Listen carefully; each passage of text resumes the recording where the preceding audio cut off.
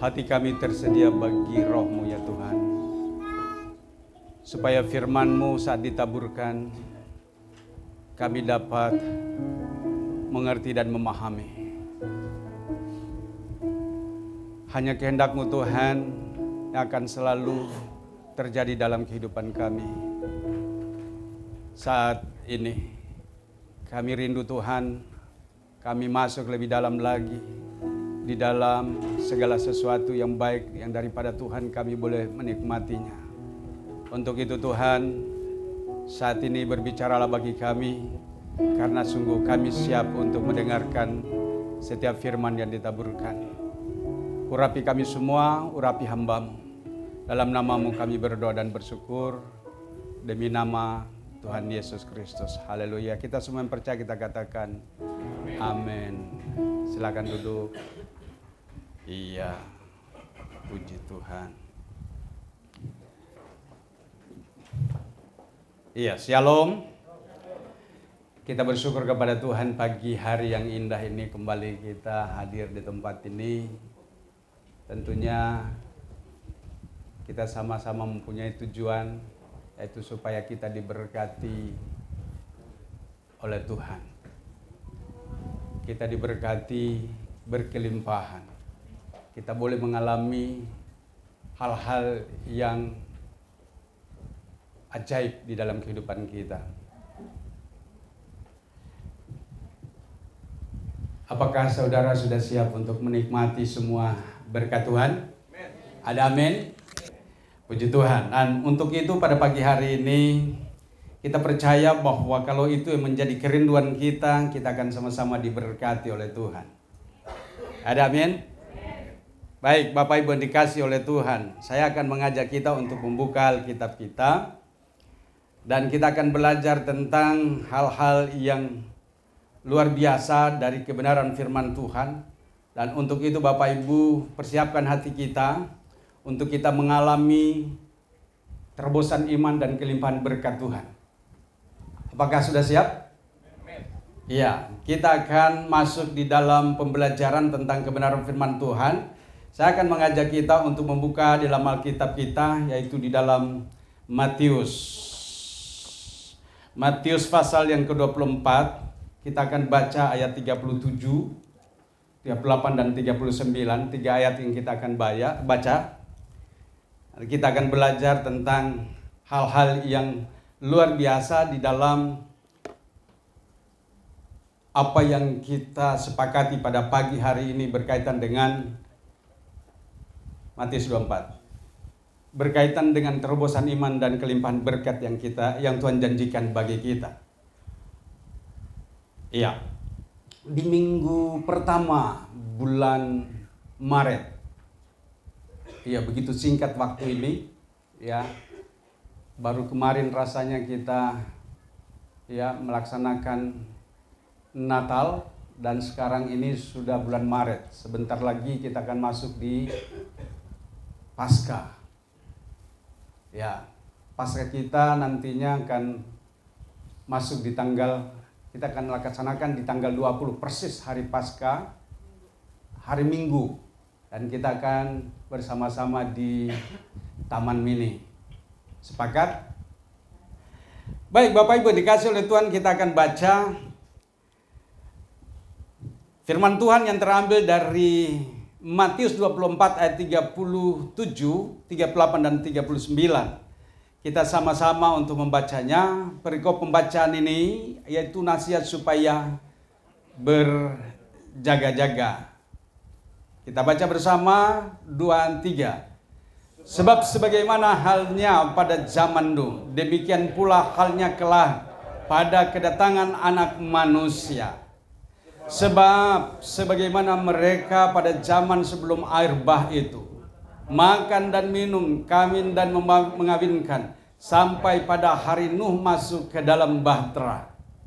Dan mereka tidak tahu akan sesuatu sebelum air bah itu datang dan melenyapkan mereka semua. Demikian pula lah halnya kelak pada kedatangan Anak Manusia. Bapak Ibu dikasih oleh Tuhan, dari nats yang kita baca ini berbicara tentang bagaimana peristiwa Tuhan mempersiapkan Nuh, ya, memanggil Nuh untuk mempersiapkan situasi di mana manusia tidak mau tahu apa-apa tentang hal yang akan terjadi di dalam kehidupan di dunia ini. Demikian juga dengan kedatangan anak manusia. Banyak orang yang tidak mau peduli dengan hal itu. Tapi perhatikan dengan baik. Justru di saat seperti inilah kita harus berjaga-jaga. Makanya perikop pembacaannya di sini dikatakan nasihat supaya berjaga-jaga. Nah, Bapak Ibu yang dikasihi oleh Tuhan, ada dua hal yang penting untuk supaya kita mengalami terobosan iman dan menikmati berkat-berkat Tuhan. Ya. Nah, oleh sebab itu perhatikan dengan baik. Di hadapan Tuhan, ya, di hadapan Tuhan janganlah kita bicara atau kita mengatakan bahwa sesuatu itu tidak mungkin. Karena bagi Tuhan tidak ada yang tidak mungkin. Semuanya mungkin, ada amin. Segala sesuatu mungkin bagi Tuhan. Dan tidak ada yang tidak mungkin. Semuanya mungkin. Dan tidak ada mustahil bagi Tuhan. Oleh sebab itu kita akan belajar dari apa yang kita baca pada pagi hari ini berkaitan dengan masalah bagaimana Nuh mempersiapkan bahteranya. Iya. Dan oleh sebab itu bagi kita yang mau mengalami terobosan, ya, untuk mengalami terobosan iman, ada dua hal yang kita harus persiapkan. Yang pertama, perhatikan perintah-perintah Tuhan. Perhatikanlah senantiasa perintah-perintah Tuhan. Inilah yang membuat banyak orang seringkali, ya, tidak sadar bahwa dia larut di dalam situasi yang tidak menguntungkan baginya. Kita seringkali memandang remeh tentang hal-hal yang sifatnya rohani. Setuju atau tidak setuju, saya mau katakan bahwa inilah yang terjadi. Seringkali kita meremehkan hal-hal yang sifatnya rohani.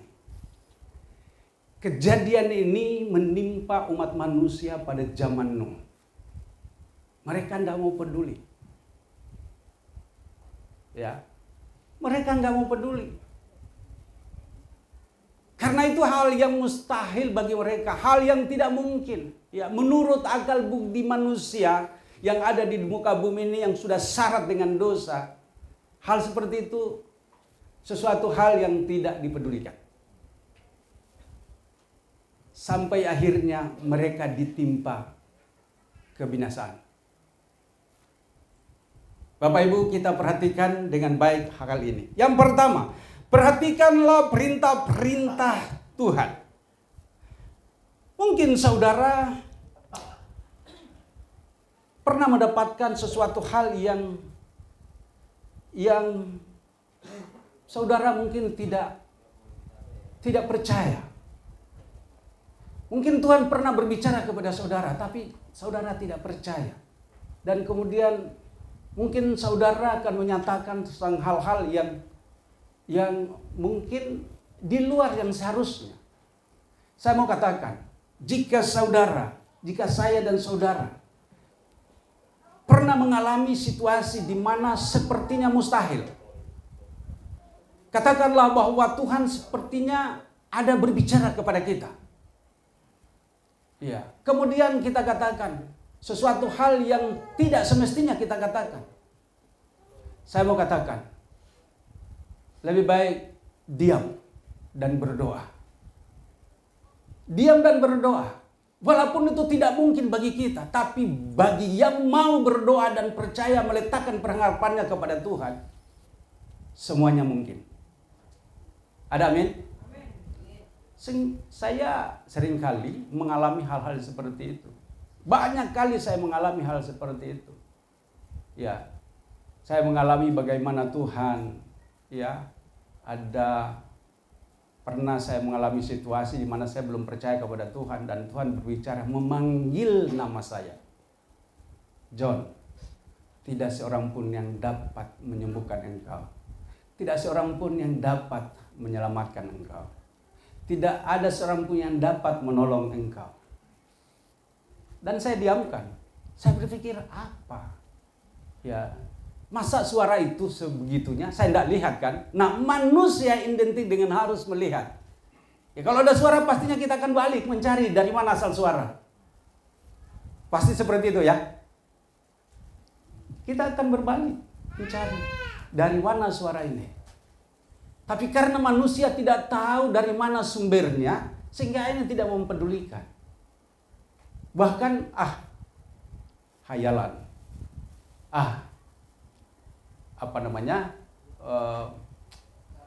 Halu. Padahal jelas suara itu.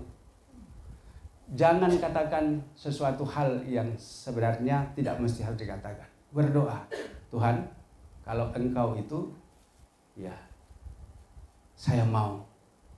Dan itu berkali-kali saya belum mendapatkan hal itu. Tuhan memanggil nama saya, dan ajaibnya begitu seringkali Tuhan memanggil nama saya dan mengatakan sesuatu hal yang tidak mungkin bagi manusia. Tapi saya percaya itu datang daripada Tuhan. Padahal saya belum percaya. Waktu itu saya belum tahu siapa yang namanya Yesus itu. Saya belum tahu, masih jauh di dalam perjalanan hidup saya sebagai orang yang, katakanlah, yang belum memahami tentang hal yang seperti itu. Tapi saya menyiamkan dalam hati saya, sehingga akhirnya dikatakan, mari sambut aku di depan pintu. Bapak Ibu, kita akan tahu bahwa satu kelak panggilan itu atau suara yang kita dengar itu akan menyatakan diri, sekalipun mungkin tidak dalam wujud yang sesungguhnya. Nah, banyak orang tidak mau percaya karena tidak melihat dalam bentuk wujud yang sesungguhnya. Baik, Bapak Ibu yang dikasih oleh Tuhan, kita lanjut. Tadi saya katakan, jika saudara belum mengerti dan mendengarkan tentang hal yang seperti itu, jangan berkomentar tentang suatu hal yang kurang baik. Lebih baik engkau bawa dalam doa dengan tulus, dan bawa dalam doa dengan tulus hati, dan Tuhan akan bertindak kepadamu. Coba kita perhatikan di dalam Matius 24 ayat 37. Sebab sebagaimana halnya pada zaman Nuh, demikian pula halnya kelak pada kedatangan Anak Manusia. Bapak Ibu, ini akan terjadi hal yang sama. Baik di zaman Nuh, di mana Tuhan sedang mempersiapkan bahtera. Banyak orang yang mencibir, banyak orang yang berkata bahwa sudah gila. Kenapa? Karena waktu Nuh mempersiapkan itu bukan 1 hari 2 hari. Itu puluhan tahun. Dan yang paling gila, waktu Nuh mempersiapkan bahtera, itu tidak mempersiapkan di pinggir laut. Tidak. Atau di pinggir sungai. Tidak. Dia bikin bahtera yang sebesar itu, pasti dia mencari di mana banyak kayu yang besar. Kayu yang memadai untuk membuat bahtera yang begitu besar. Ya. Makanya dia buat di atas gunung. Orang pasti mengatakan itu gila. Bagaimana mungkin bahtera yang sebesar itu, yang kira-kira 300 meter panjangnya, ya, lebarnya luar biasa, ya, dan dibuat berpetak-petak. Siapa yang akan dibuat di kapal itu? Dan dibuat itu di atas gunung. Ini luar biasa. Makanya tidak ada yang percaya dengan apa yang diperbuat oleh Nuh. Coba kita perhatikan di dalam Kejadian 6 ayat 9. Apa yang dikatakan di sana? Ada, coba ditayangkan. Kejadian 6 pasal 6 ayat 9 dikatakan apa di sana? Bisa ditayangkan?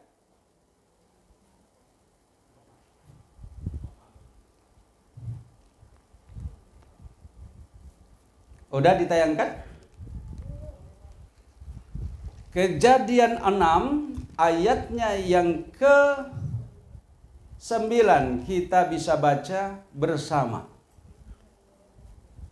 2, 3. Inilah riwayat Nuh. Nuh adalah seorang yang benar dan tidak bercela di antara orang-orang sezamannya. Dan Nuh itu hidup bergaul dengan Allah. Yang dilakukan oleh Tuhan, oleh Nuh adalah bergaul erat dengan Tuhan. Tapi di dalam hal ini banyak di antara kita seringkali menganggap remeh apa yang diperkatakan oleh Roh di dalam kita. Sehingga akhirnya kita menyepelekan. Kita tidak menghiraukan. Nah, itu yang terjadi pada zaman Nuh. Banyak orang yang menyepelekan apa yang dilakukan oleh Nuh. Dia membuat bahtera di atas gunung, jauh dari laut, jauh dari pantai, jauh dari sungai. Ini kan gila. Dilakukannya, dibuat itu tidak hanya sehari 2 hari, setahun 2 tahun, puluhan tahun. Baru jadi bahtera itu. Sehingga banyak orang yang mencibir. Ini orang sudah gila. Ya, tidak ada yang percaya dengan apa yang disampaikan bahwa akan terjadi Tidak ada yang percaya. Makanya yang diselamatkan hanya 8 orang. Yaitu Nuh, istrinya, 3 anaknya, dan 3 menantunya. Satu kapal besar, rupanya isinya hanya 8 manusia. Yang lain itu semua makhluk. Ya, baik yang berkeriapan di bumi, yang terbang, yang apa, semua ada di dalam situ. Makanya seringkali kita menyepelekan tentang hal-hal yang sifatnya rohani. Jadi di sini sangat mungkin banyak orang yang akhirnya tidak diberkati, tidak mengalami terobosan iman dan mengalami berkat yang berkelimpahan. Kenapa? Karena menyepelekan hal-hal yang sifatnya rohani. Akhirnya rohana. Roh halus. Perhatikan dengan baik. Kalau itu yang menjadi perhatian kita, saya teramat yakin bahwa kita akan mengalami terobosan iman. Kenapa iman kita tidak maju? Kenapa iman kita begitu mandek? Kenapa iman kita kerdil? Karena kita tidak memperhatikan hal-hal yang bersifat rohani. Ya, kalau kita baca terus peristiwa riwayat Nuh ini luar biasa. Tapi kembali lagi bahwa hal itu akan terjadi di zaman ini. Tuhan sudah mengatakan anak manusia akan datang, tapi manusia tidak mengarahkan hatinya kepada hal itu. Karena manusia lebih tertarik kepada sifatnya yang kelihatan dengan mata, yang menggoda hatinya, yang bisa untuk menyenangkan dagingnya. Manusia selalu jatuh di dalam hal itu. Nah, oleh sebab itu kita harus perhatikan dengan baik bahwa kehidupan kita harus lebih serius lagi di zaman ini. Makanya di sini dikatakan berjaga-jaga. Kalau di Efesus dikatakan lawanmu bukanlah darah dan daging. Ya. Berjaga-jaga. Artinya engkau harus lebih serius seperti Nuh mempersiapkan diri, ya, waktu ia membuat bahtera di atas gunung. Sekalipun mengalami cibiran, ya, mengalami hinaan, tetapi dia dengan tekun mempersiapkan diri untuk membuat bahtera. Bapak Ibu yang dikasihi oleh Tuhan, Nuh ini adalah bagian yang pertama yang perlu kita perhatikan, bahwa ternyata persiapan Nuh itu adalah bukan main-main.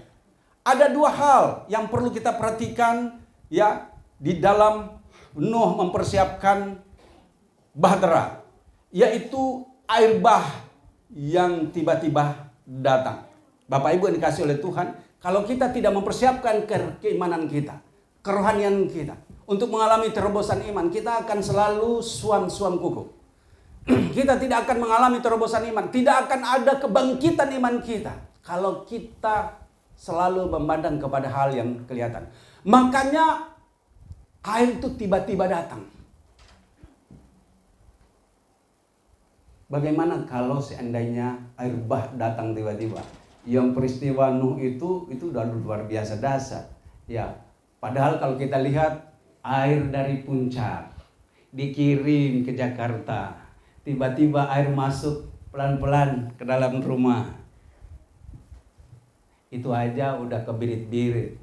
Itu aja baru lihat air sungai sudah mulai meluap. Ya, tapi bagaimana dengan air bah? Ya.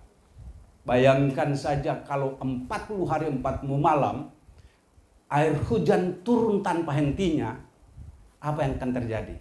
Ini baru 2 atau 3 jam hujan deras, udah tenggelam Jakarta. Bayangkan 40 hari 40 malam hujan deras. Apa yang akan terjadi? Bukan banjir.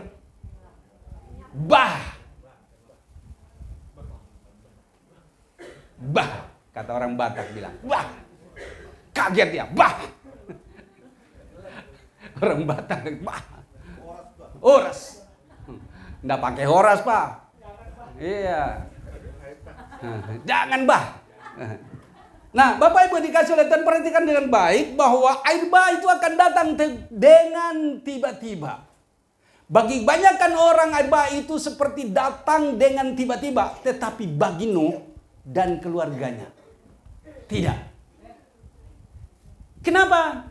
Karena dia percaya kepada Tuhan yang berbicara kepadanya walaupun itu harus mengalami waktu yang begitu panjang. Dia tetap percaya dan tekun untuk membangun bahteranya. Demikian dengan Bapak, Ibu, Saudara dan saya di dalam mempersiapkan nantinya bahwa kelak nanti anak manusia akan datang ke dalam dunia untuk menyatakan kesempurnaannya, menyatakan kehendaknya. Bukan air bah yang terjadi. Mau tahu?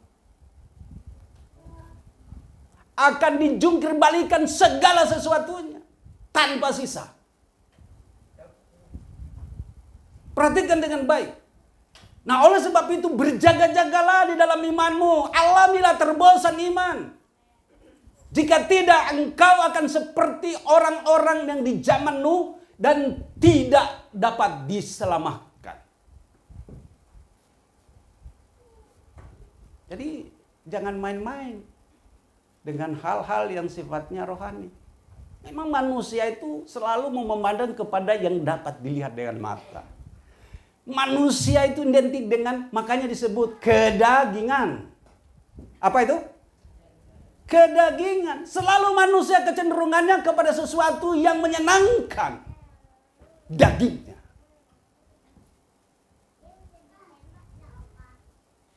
Yang paling bahaya jika dia lebih senang kepada yang disebut dengan hura-hura. Yang lebih enjoy dengan sifat kedagingan. Melupakan hal-hal yang sifatnya rohania. Perhatikan dengan baik. Ada banyak orang tidak mau peduli. Enggak, saya mau kerjakan dulu. Ini nanti aja itu. Tadi malam, ibadah kaum bapak. 6 orang. Halo? Di mana kaum bapak?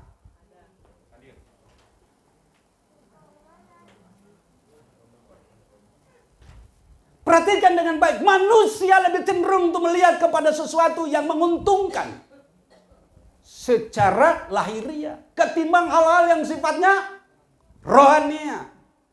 Saya senang dengan orang yang sekalipun dia online, dia ada di Tangerang, dia khususkan Tangerang. Oh iya, ini ada ibadah. Dia arahkan motornya. Begitu jam berapa ini? Pokoknya kalaupun ada saya bawa, tapi menuju ke Bekasi. Kan luar biasa. Ini adalah orang yang sedang mempersiapkan dirinya pada waktu nanti. Hari di mana anak manusia akan datang dan memporak-porandakan yang ada. Tempat kita bukan di dunia ini kok. Ada amin? Bukan. Tempat kita itu bukan di dunia ini. Kita hanya numpang di dunia ini. Nah, untuk masuk ke dunia di mana Tuhan sediakan bagi kita saat ini, saat engkau hidup, kerjakan itu. Engkau tidak akan dapatkan tempat itu kalau saat ini hanya engkau berpikir, Saya harus mengerjakan apa yang supaya keluarga saya hidup.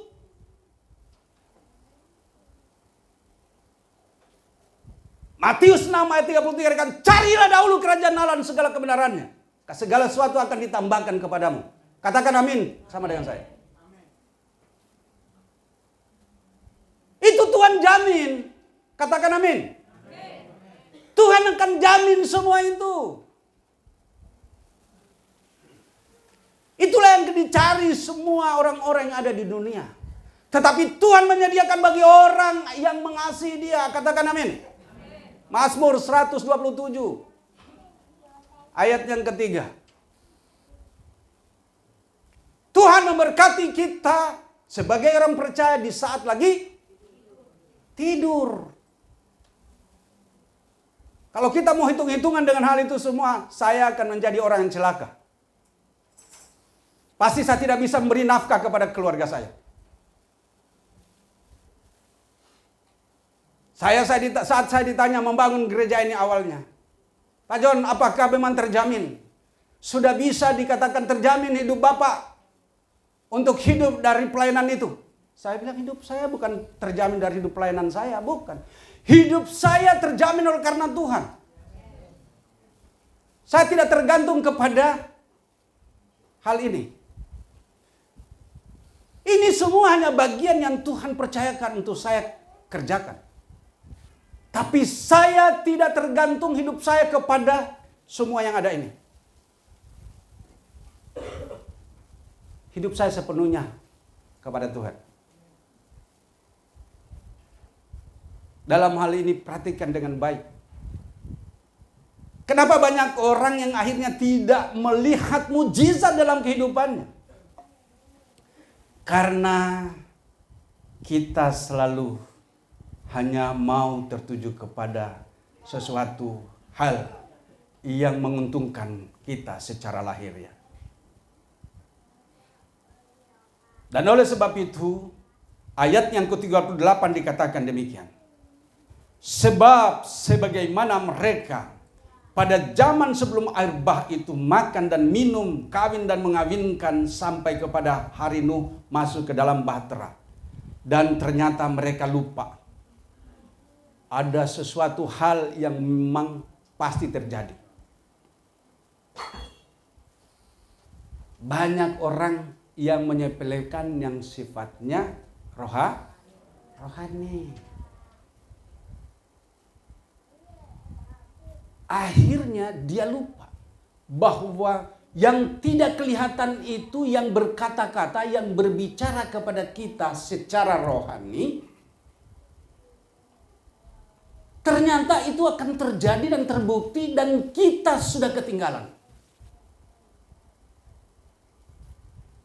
Makanya kami tidak akan bosan-bosan untuk menyampaikan. Buka Alkitabmu, baca. Katakan amin. Baca.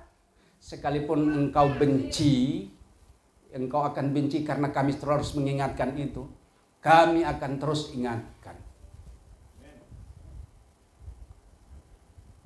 Karena itu penting buat pertumbuhan imanmu. Katakan amin. Ini penting. Jangan sampai kita lupa bahwa ternyata ada hal yang perlu kita perhatikan. Yang tidak kelihatan itu justru itulah yang nyata. Yang tidak kelihatan itulah yang kekal. Yang kelihatan ini itu tidak kekal.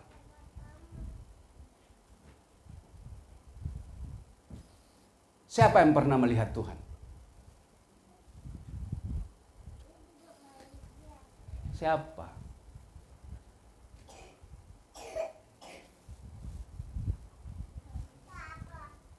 Kenapa banyak orang yang bimbang hidupnya? Karena dia tidak melihat Tuhan. Itulah fungsi iman. Iman adalah dasar segala sesuatu yang kita harapkan dan bukti dari segala sesuatu yang tidak kelihatan. bahwa sesungguhnya yang nyata itu yang tidak kelihatan. Karena yang nyata ini semua akan lenyap. Tapi yang tidak kelihatan, yang menciptakan yang ada ini, itulah yang akan menyatakan diri kelak. Yaitu anak manusia.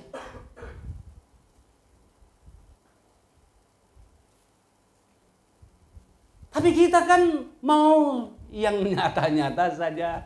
Ya. Mau yang nyata-nyata saja. Kejarlah itu yang nyata. Begitu engkau kejar, akan terbang, kata Amsal. Iya, haleluya. Kita lihat baik-baik.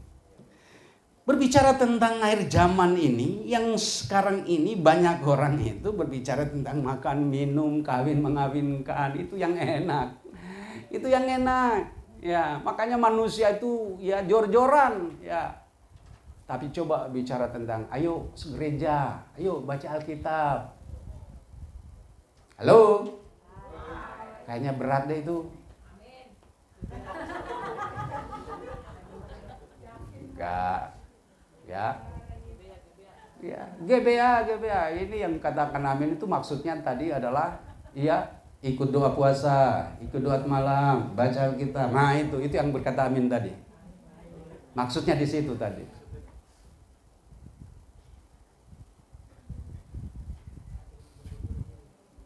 Korek di sampingmu.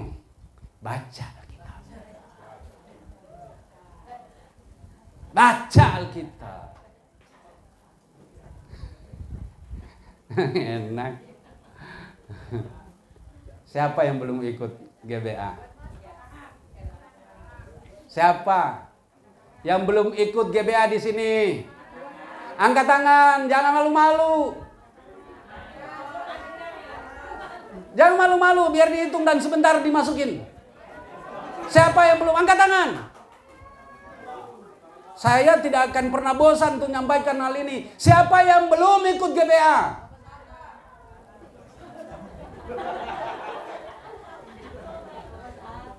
Nggak ada yang berani katakan, cuma satu saya lihat. Apa benar semua sudah ikut GBA?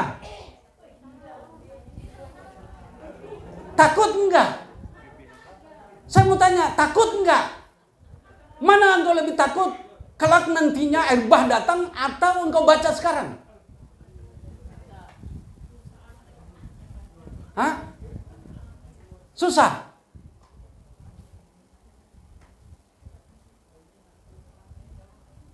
Nah, itulah yang kenyataannya. Susah. Mungkin kita berpikir dengan saya baca Alkitab setiap hari mengganggu income saya. Kalau saya baca Alkitab setiap hari mengganggu waktu saya untuk kerja.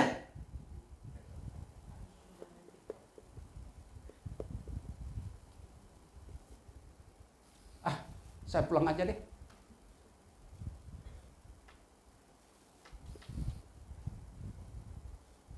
Masih banyak saya tahu kok yang tidak baca Alkitab. Mau nggak komitmen untuk baca Alkitab? Jangan katakan, nggak ngerti. Justru karena engkau tidak mengerti, baca Alkitab.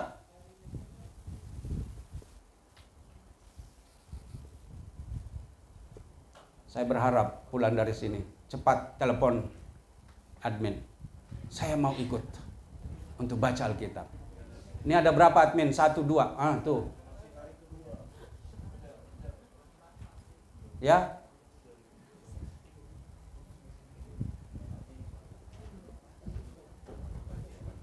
Siapa yang mau? Yang belum saat ini mendaftar, siapa yang mau? Coba angkat tangan.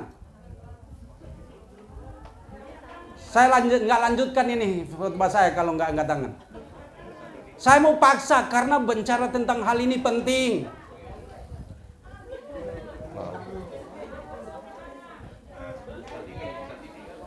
Sekarang tersedia 2 grup.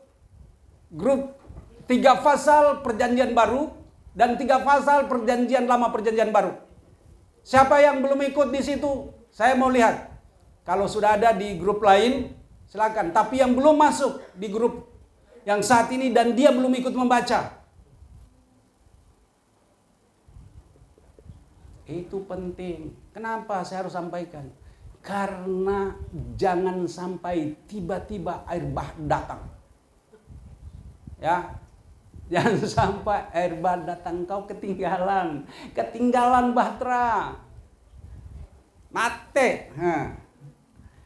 Oke, Bapak Ibu yang dikasih oleh Tuhan, perhatikan dengan baik untuk hal itu. Ya, saya mau berdoa terus supaya nggak ada yang ketinggalan. Ya, jangan ada yang ketinggalan. Saya berdoa, kami berdoa supaya jemaat ini tidak ada yang ketinggalan waktu air bah datang. Ini langsung cepat ini, ada aminnya. Tapi begitu pulang,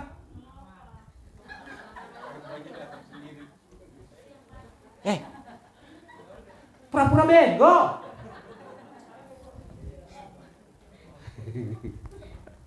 Memang sulit untuk masuk dalam kerjaan surga ya.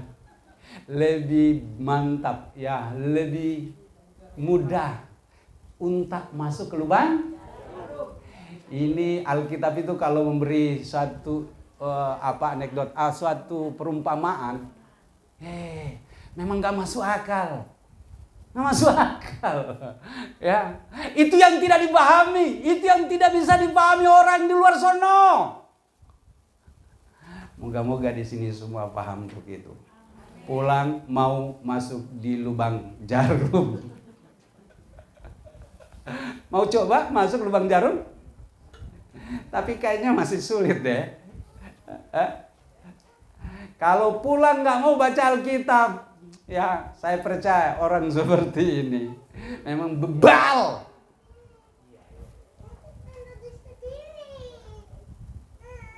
Santai tapi tajam.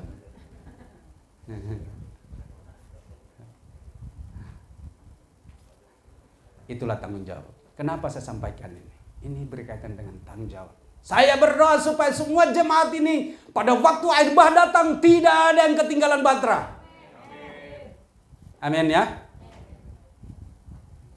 Kita lihat lebih jauh berkaitan dengan apa yang disebut dengan air bah yang datang tiba-tiba. Yang kedua, bahwa hidup manusia itu rusak dan penuh kekerasan. Kalau air bah datang dan tiba-tiba, itu akibat ya daripada ketidaktaatan kita, maka akhirnya tergerus, habis masuk dalam kebinasaan. Tapi kembali lagi bahwa hidup manusia itu rusak karena penuh dengan kejahatan. Inilah yang dialami banyak orang pada waktu Nuh membuat bahteranya. Manusia itu syarat dengan dosa, syarat dengan kebejatan. Makanya sulit. Kenapa? Karena untuk membaca Alkitab harus ada keseriusan, ada kerinduan yang dalam, supaya engkau tidak mengalami rasa bosan pada waktu engkau membaca Alkitab. Sebab apabila engkau membaca Alkitab itu akan ada sesuatu yang menuntun engkau, yaitu penolong, itu Roh Kudus. Roh Kudus akan menuntun engkau untuk menikmati nikmatnya firman Tuhan. Katakan amin. Itu firman Tuhan itu nikmat. Firman Tuhan itu enak untuk dinikmati. Tapi kenapa ya manusia ya? Seringkali saya sampaikan, manusia kenapa sampai seperti itu? Karena manusia terdiri dari daging. Rohnya tidak kelihatan. Memang beralasan. Tetapi kalau engkau sungguh-sungguh, pastinya engkau akan melihat dirimu, ya, engkau akan melihat dirimu bahwa semua yang kelihatan ini adalah kesia-siaan. Tetapi engkau akan melihat yang tidak kelihatan, dan itu yang engkau akan kejar. Dan engkau akan kejar. Berbahagialah yang haus akan firman. Dalam Matius 6 ayat yang keberapa di sana? Ya. Berbahagialah orang yang haus dan lapar akan kebenaran. Dia akan dipuaskan. Bapak Ibu dikasih oleh Tuhan. Wah, ini kayaknya terlalu panjang ya uraiannya ya. Ya. Dan hidup manusia rusak, penuh dengan kekerasan. Pada masa itu keadaan manusia hidupnya rusak dan penuh dengan kekerasan. Karena itu air bah pun datang.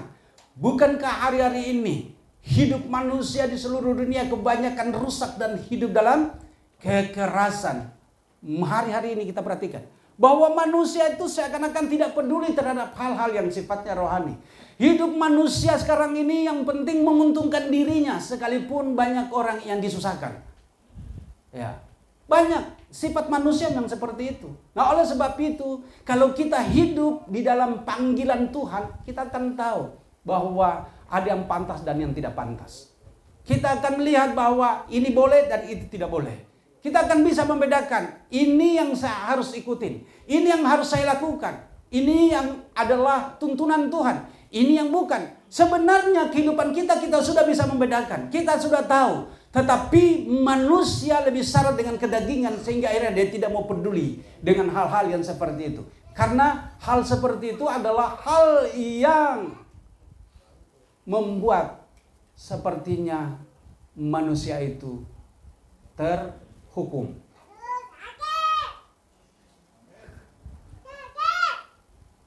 Ya, manusia sepertinya terhukum. Makanya Paulus menegaskan bahwa apabila engkau memang benar-benar mau sungguh-sungguh dalam Tuhan, ada bagian-bagian yang akan dipotong-potong.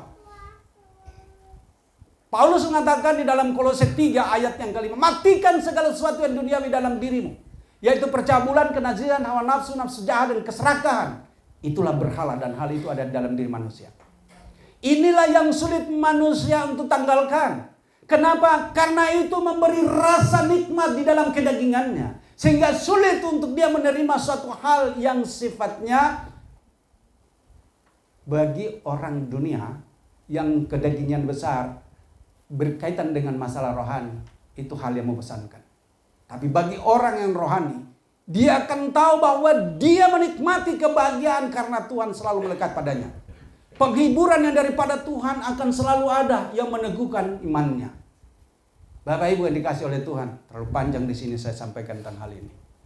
Saya langsung potong, langsung. Yang kedua, karena ada dua hal untuk membuat kita mengalami terobosan iman. Ada dua hal yang membuat kita mengalami terobosan iman dan menikmati kelimpahan berkat Tuhan. Yang kedua, haleluya, menaburlah. Ada amin? Mau menabur? Ya. Kalau kita tidak hidup sungguh-sungguh dalam Tuhan, ya, pastinya akan sulit untuk kita lakukan semuanya itu. Kata menabur. Baik. Yang kedua adalah menabur. Banyak hal yang saya potong dari khotbah ini. Iya. Rahasia untuk mengalami terobosan iman, selain daripada berkaitan dengan masalah ya, memperhatikan perintah-perintah Tuhan. Yang kedua adalah menabur. Kalau saudara menabur, maka terobosan iman akan terjadi di dalam kehidupan saudara. Tetapi mari kita perhatikan prinsip-prinsip ya dalam hal menabur. Yang pertama, taburlah yang baik. Seringkali manusia lupakan hal ini. Taburlah yang baik. Karena ada juga yang tidak baik, yang seringkali ditabur oleh manusia. Nah, untuk membicara tentang menabur yang baik, ada beberapa ayat dalam Alkitab. Perhatikan di dalam, coba minta tolong ya, ditayangkan ya. Di dalam Galatia 6 ayat yang ke-7. Karena apa yang ditabur orang, itulah juga yang kan dituainya. Minta tolong ditayangin ya. Galatia pasal 6 ayat yang ke-7. Karena apa yang ditabur orang, itu juga yang akan dituainya. Amsal 22 ayat yang ke-8. Orang yang menabur kecurangan akan menuai bencana. Ya. Amsal, ya, kemudian masuk ke Amsal 22 ayat yang ke-8, ya. Amsal 22 ayat ke-8, orang yang menabur kecurangan akan menuai bencana. Yang ketiga, Amsal 11 ayat 18b. Tetapi siapa menabur kebenaran akan mendapat pahala yang tetap. Masih banyak lagi nih, saya singkat-singkat aja. Sebab barang siapa menabur dalam dagingnya, ia akan menuai kebinasan dari dagingnya. Tetapi barang siapa menabur dalam roh, ia akan menuai hidup yang kekal dari roh itu. Galatia 6 ayat yang ke-8. Tadi Galatia 6 ayat 7, ayat yang ke-7. Dan ini Galatia 6 ayat yang ke-8. Sebab barang siapa menabur dalam dagingnya, ia akan menuai kebinasan dari dagingnya. Tetapi barang siapa menabur dalam roh, ia akan menuai hidup yang kekal dari roh itu. Oleh sebab itu kita harus menabur yang baik, Bapak Ibu dikasih oleh Tuhan. Kalau kita menabur yang buruk, maka hasilnya bukan terobosan iman, tetapi kita akan mengalami yang disebut malapetaka. Ya, kita akan mengalami suatu hal yang tidak diduga-duga, seperti tadi ya, waktu Nuh membuat bahtera, mereka mencibir. Ya, taburlah yang benar. Tetapi kalau saudara menabur yang baik, maka saudara akan menuai yang baik dalam jumlah yang berlipat-lipat kali ganda. Ini istilah menabur. Ya, kadang-kadang kita mungkin sulit untuk melakukan. Tapi kembali lagi, orang yang mengasihi Tuhan, yang tahu bahwa ia mengalami kasih anugerah yang luar biasa, dia tidak akan tahan-tahan. Dia akan dengan sukacita. Prinsip menabur. Apa yang kau tabur, jangan berpikir bahwa apa yang kau dapat. Enggak, saya mau sampaikan. Prinsip dalam hal menabur, apa yang kau tabur, bukan kau sedang kehilangan sesuatu. Enggak. Justru engkau sedang mendapatkan sesuatu yang tidak engkau bisa bayar dengan uangmu. Itu prinsip menabur. Bapak Ibu dikasih oleh Tuhan, kalau engkau menabur yang benar, maka engkau akan mendapatkan berkat yang berlimpah-limpah dan berlipat-lipat, yaitu dengan segala sesuatu yang dijanjikan Tuhan. Tuhan janjikan tuh hal itu. Ini prinsip menabur. Ya.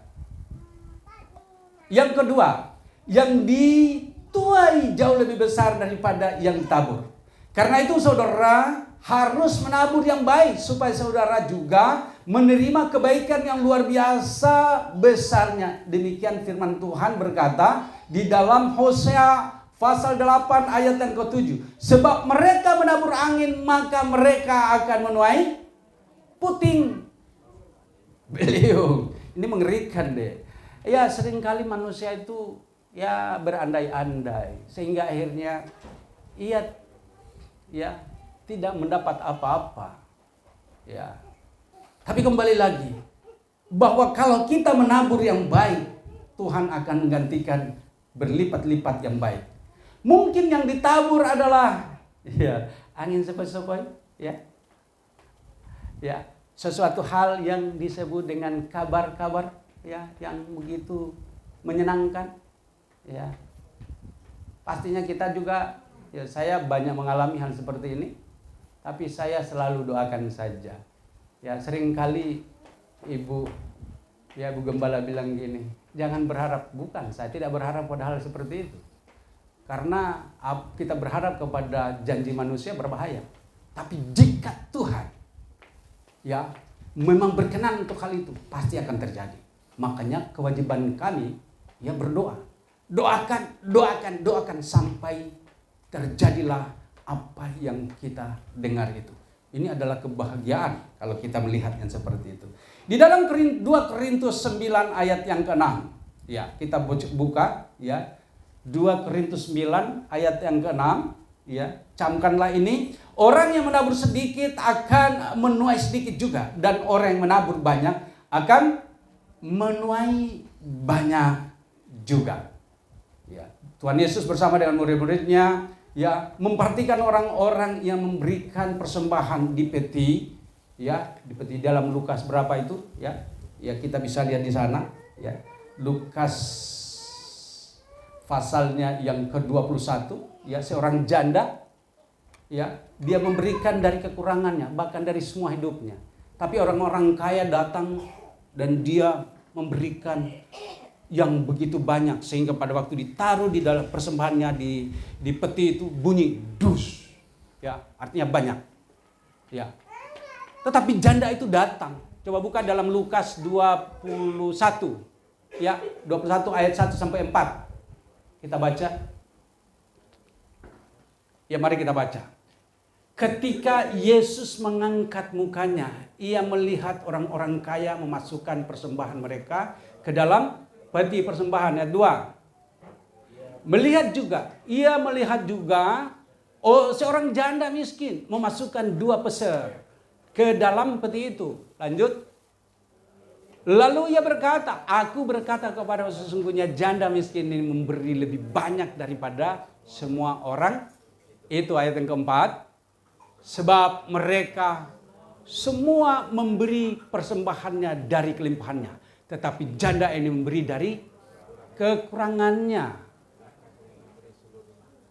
Ya, kekurangannya. Bahkan ia memberi seluruh nafkahnya. Di sini maksudnya adalah berbicara tentang, ya, berbanding seimbang. Ya, kembali lagi. Persembahan orang kaya masukkan persembahannya mereka ke peti persembahan dan menimbulkan bunyi keras karena jumlahnya yang banyak. Lalu seorang janda miskin datang dengan kepala yang tertunduk. Dia memasukkan 2 peser di dalam peti itu dan hampir tidak terdengar bunyinya. Tetapi Tuhan Yesus berkata, aku berkata kepadamu sesungguhnya janda miskin ini memberi lebih banyak daripada semua orang kaya itu. Sebab mereka semua memberi persembahan dari kelimpahannya. Tetapi janda ini memberi dari kekurangannya, bahkan ia memberi seluruh nafkahnya. Siapa yang menabur sedikit, menuai sedikit. Siapa yang menabur banyak akan menuai banyak juga. Itu yang tadi dalam 2 Korintus, ya, 2 Korintus 9. Ya, di sini kita perhatikan dengan baik, ya, berkaitan dengan penilaian Tuhan Yesus terhadap apa yang dipersembahkan seorang janda. Ada berapa banyak dari kita yang setia untuk menabur ketika kita semua membawa persembahan kita, bahkan persembahan sulung juga, ya, kepada Tuhan. Ya.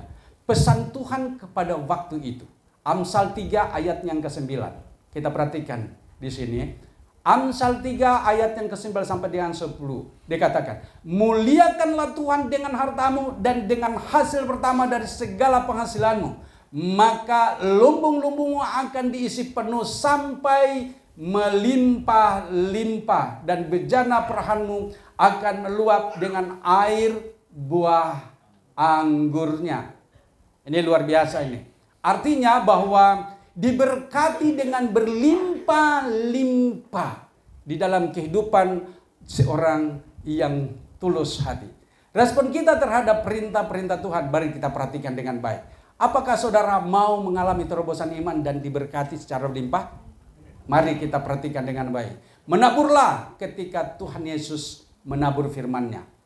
Pada waktu firman Tuhan disampaikan, jangan pernah engkau berkata bahwa cukuplah.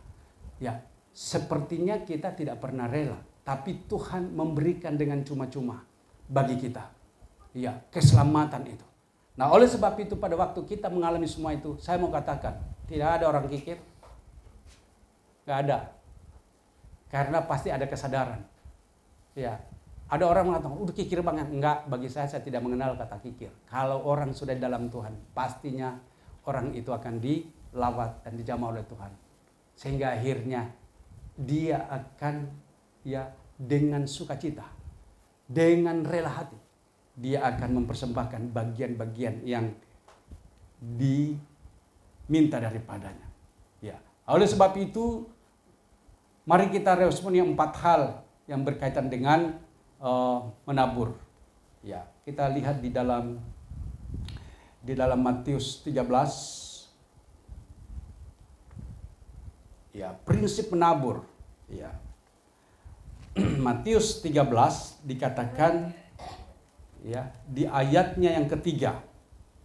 Ini Tuhan Yesus waktu ia menyampaikan tentang hal ini, mengucapkan tentang hal ini. Dan ia mengucapkan banyak hal dalam perumpamaan kepada mereka. Ini waktu Tuhan Yesus bersama-sama dengan muridnya, mereka melihat tentang apa yang diberikan dalam bentuk perumpamaan. Katanya, adalah seorang penabur keluar dan menabur. Pada waktu ia menabur, sebagian benih itu jatuh di pinggir jalan, lalu datanglah burung dan memakannya sampai habis. Ayat 5. Sebagian jatuh di tanah yang berbatu-batu dan tidak banyak tanahnya. Lalu benih itu pun segera tumbuh karena tanahnya tipis. Tetapi sesudah matahari terbit, layulah ia dan menjadi kering karena tidak berakar. Ya, ayat yang ketujuh. Sebagian lagi jatuh di tengah semak duri. Lalu semakin besarlah semak itu dan menghimpitnya sampai mati. Dan sebagian jatuh di tanah yang baik lalu berbuah. Ada yang 100 kali lipat, ada yang 60 kali lipat, dan ada yang 30 kali lipat. Bapak Ibu yang dikasih oleh Tuhan, ada 4 perumpamaan yang dinyatakan oleh Tuhan Yesus Kristus pada waktu itu di dalam pernyataannya kepada orang-orang yang ada. Ya, berbicara tentang benih yang jatuh di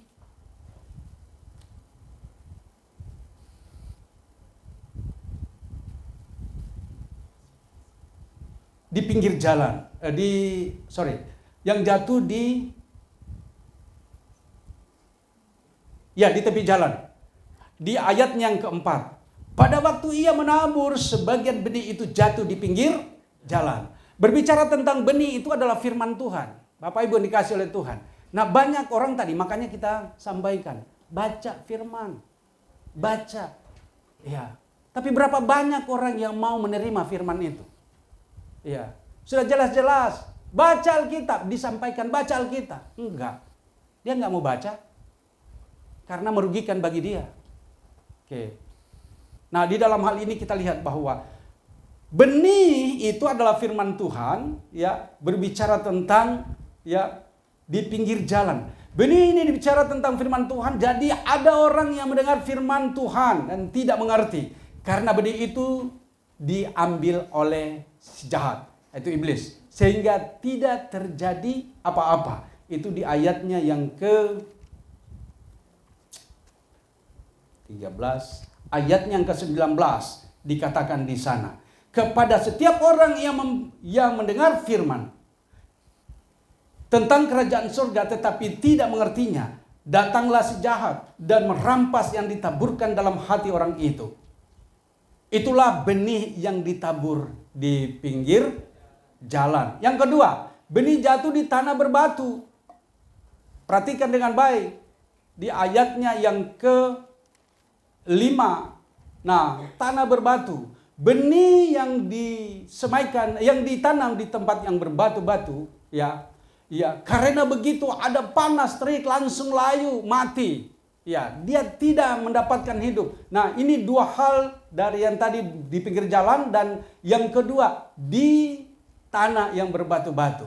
Nah, kehidupan yang seperti ini seringkali terjadi dalam kehidupan orang yang menolak. Ya, menolak. Ya, makanya kami tegaskan, baca Alkitab. Jangan tolak itu. Karena dari situ engkau akan hidup, menikmati hidup yang sesungguhnya. Ya. Ini di ayatnya yang berbatu-batu itu di ayatnya yang ke-20. Benih yang ditaburkan di tanah yang berbatu-batu ialah orang yang mendengar firman itu dan segera menerimanya dengan gembira. Ya, tetapi ia tidak berakar dan tahan sebentar saja. Apabila datang penindasan atau penganiayaan karena firman itu, orang itu pun segera murtad. Iya. Kita perhatikan dengan baik untuk menabur itu yang bagaimana. Yang ketiga, menabur di benih di tengah semak duri. Itu dikatakan di ayat yang ke-22, dikatakan begini.